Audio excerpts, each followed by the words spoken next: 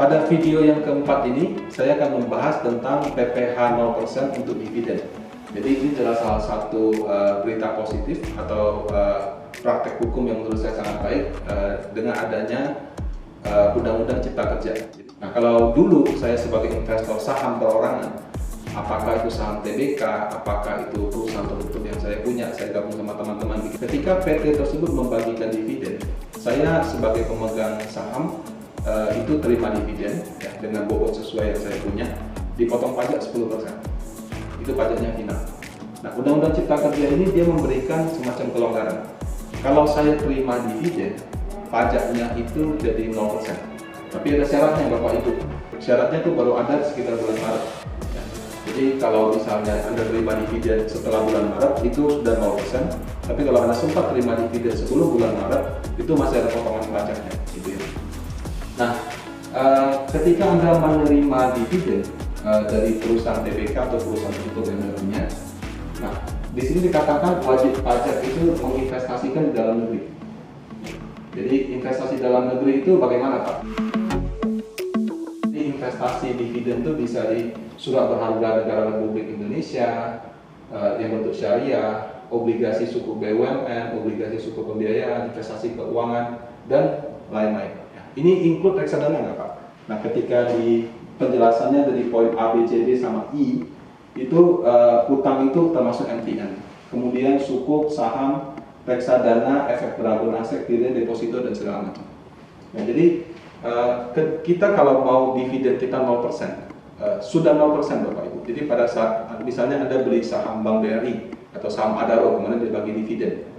Waktu kita terima, dulu dipotong 10, sekarang enggak. Nah, cuman kalau saya tidak reinvestasi, ya, dan saya tidak laporkan, ya, jadi syaratnya ada 3. Waktu saya terima, saya reinvestasi masuk ke sini. Kemudian saya laporkan di SPT saya. Nah, selama 3 tahun, jadi ada 3 syaratnya. Waktu terima, kita reinvestasi. Yang kedua, kemudian kita laporkan. Yang ketiga, itu kita lakukan selama 3 tahun. Maka dividen kita tidak usah bayar pajak. Tapi kalau kita tidak melakukan hal tersebut, bisa saja nanti pajak minta kita. Dalam prakteknya, ketika Anda terima dividen, kalau misalnya investor saham kan dia biasanya akan muter lagi di sahamnya. Itu bisa secara administrasi agak kacau. Kenapa? Nanti kecampur uang dividen sama uang modal kita berapa, gitu ya. Jadi kalau saya boleh sarankan, kalau Anda reinvestasi ke saham, sebaiknya beli saham yang khusus hanya untuk menampung saham dividen saja. Jadi jangan dicampur dengan saham yang Anda punya. Takutnya nanti pembukuan Anda kacau. Tapi kalau pembukuan Anda bagus, ya silakan aja. Ya. Kalau misalkan Anda mau taruh di reksadana, bisa? Bisa. Jadi nanti Anda juga bisa taruh di akun reksadana di Panin.